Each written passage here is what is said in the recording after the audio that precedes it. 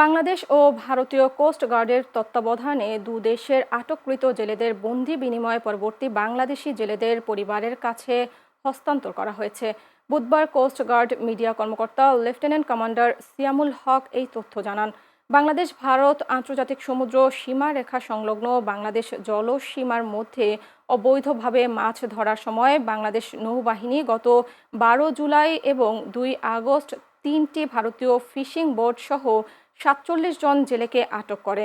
অপরদিকে গত 12 এবং 17 সেপ্টেম্বর ভারতীয় জলসীমা থেকে 2টি বাংলাদেশি ফিশিং বোট সহ 32 জন জেলেকে আটক করে ভারতীয় কোস্ট গার্ড।